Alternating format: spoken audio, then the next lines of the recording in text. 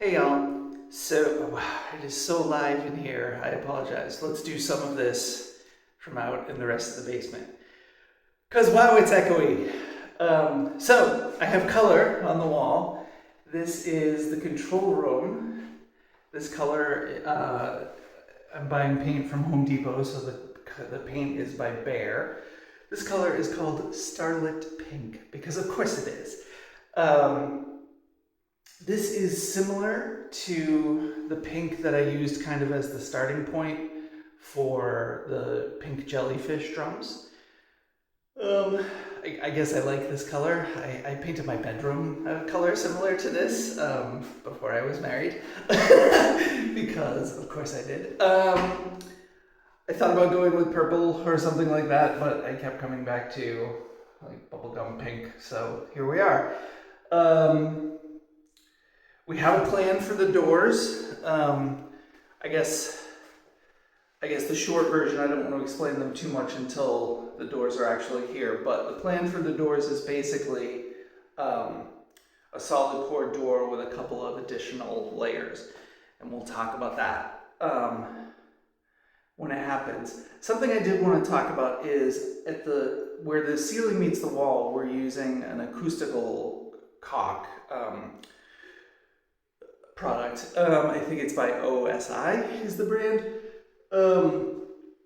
Green Glue makes a similar product, and it's kind of notoriously crappy to work with. So I wanted to show you where we are right now, and we need a little bit extra finishing on it, but I wanted to show you where we are right now.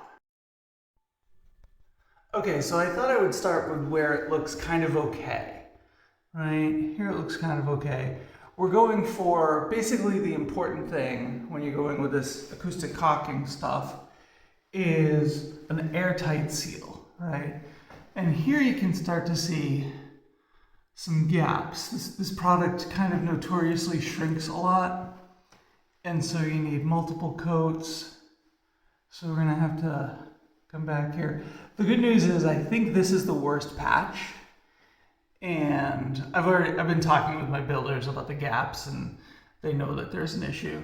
The nice problem to have, I suppose, if there is a nice problem, is that it's worst here in the control room, where I think containing the sound is going to be less of an issue than the live room. Okay, so speaking of the live room, we are now in the live room. You might notice the wall behind me is still just primer. That wall is going to get some acoustic panel stuff. I don't exactly know how to describe it. There's a backer board, and then there's some felt, and then there's some wood vertical slats. It's very sexy, very cool looking. Here's the color in the room. This is another Behr color. It's called Thai Teal, which I'm sure my mom, when she sees it, will say, "That's blue." And sure, I like the teals that have a little bit more blue in them.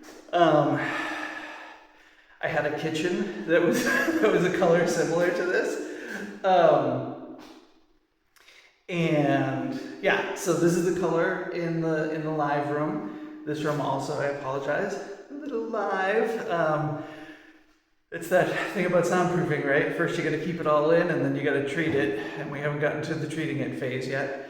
So yeah, both rooms were done with the quality of paint that supposedly one coat is good enough, and I found that mostly to be true. So this room is entirely one coat, and I went back as it was starting to dry, and just anywhere there was a little bit of white showing through, I did like a little tap there just to, but it looks really nice, I think. So I think the rooms are painted, which is lovely.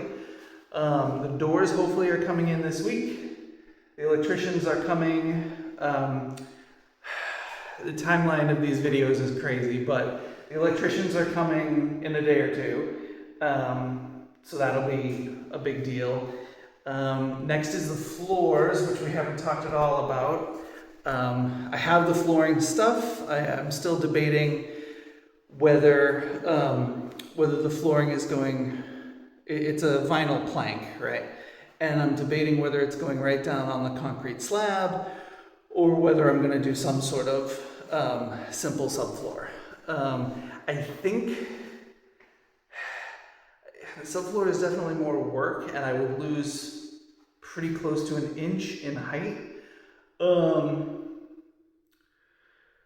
So I can't even tell you which way I'm leaning toward. My husband is coming home from work today, and I'm going to discuss it with him. I might discuss it with my builder, see what he thinks.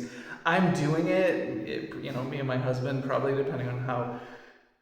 If we do the subfloor, I will probably need some assistance from some burly person, because that involves, like, I have this foam like subfloor, which is almost, imagine super duper awesome bubble wrap, and that provides like a thermal barrier and also a little bit of a moisture barrier and a teensy bit of airflow. I'm skeptical about that last part, but so they say. And then on top of that would need to go a layer of OSB, right? And that gets like screwed to the basement floor and stuff, and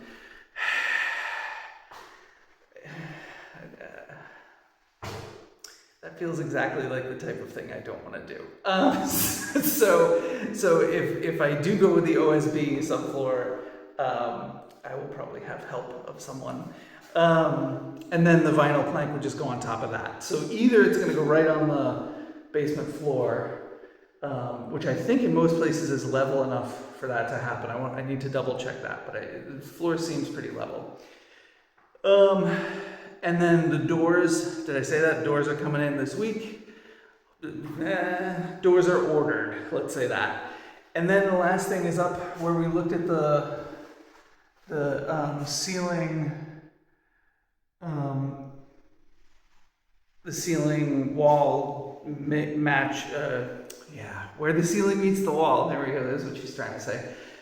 And then down the baseboards too.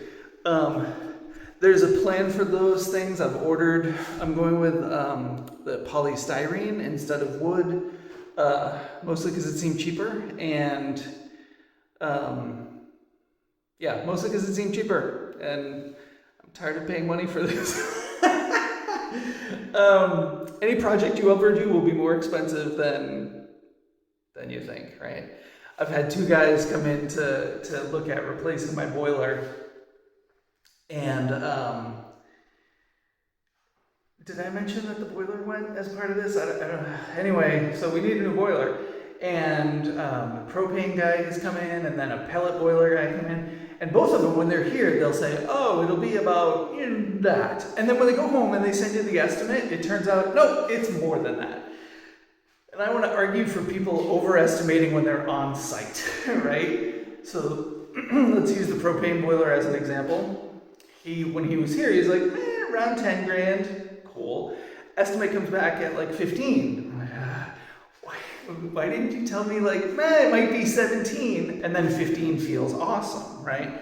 Telling me 10 and then it turning into 15, even if that's the right decision, feels gross, right? So always under promise and over deliver, always, always, always. And if you're making an estimate, always, when it's a rough estimate, go higher than you think, because no one likes when the real estimate comes in higher than the rough estimate. The rough estimate should be the one that scares you, and then the real estimate is the one that you have to deal with. Let's look at one more thing before I let you go today. Okay, so I've shown you this protruding pipe. There's a teenier one here too. I've shown you these a couple times, and I think what's going to happen with both of these is we're going to just build a box around those, and then do the molding kind of like up to them. I'm not exactly sure. I believe there's a plan that I'm not 100% privy to, but we'll talk about that as it goes. All right, I've kept you guys long enough. I ramble, I know. You either like that or you don't. It is what it is. I'm working on getting rid of my ums and ahs, so that's a thing. There's one. And all those like filler words, I'm trying to be more comfortable with just space, which I think will help me speak more quickly as well. Though, I never want to sound like a newscaster, like the Micro Machines guy. Do y'all remember him? The I can talk faster than anyone else in the world guy. I don't want to talk like that. So that's it for today. Probably there won't be another update until, it'll be big steps at this point. Like when the electric is done, I'll show you that. We'll talk about that. When the molding is done, we can talk about that, the floors and the doors. And that's pretty much it. I'm very hopeful. I should stop saying this. At this point, it looks like by the end of September, I will be streaming, recording videos. Yay. But at the same time, it's the middle of August now, towards the end. It's the 21st. That only is 6 weeks. So who knows? Because once the rooms are done, I still have to hang treatment. I have to put the acoustic panel on this wall, which is probably only a day, or maybe two project for the untechnically inclined, such as I am. There's an right? And the rest of the sound treatment should be pretty straightforward. It still does need to get hung though. There's a lot on each wall. In this room, there's only a little bit on the ceiling. I want to have, I'm a big fan that I want to try and trap as much bass as I can without trapping too much high frequency. And holy crap, we will talk about that while I'm doing it and you can see it all. But, so hopefully, fingers crossed, end of September, so October 1st is the goal, to be actually making new videos and streaming. And I have so many plans for what's going to happen that I am excited to share with you all. Going to be a little bit of a change from the stuff I've done before, but in the same ballpark. It's not like I'm suddenly going to be a stock investment channel. It's still going to be drumming and hopefully entertaining and hopefully educational, and we're all in this together, right? So we'll see how it goes. Okay. It's been a little while since I've filmed one of these, even though there've been a few published. So I'm feeling chatty. I apologize. I miss y'all. So that's it for now. And I will see you again when I see you again. All right. Love you guys. Bye.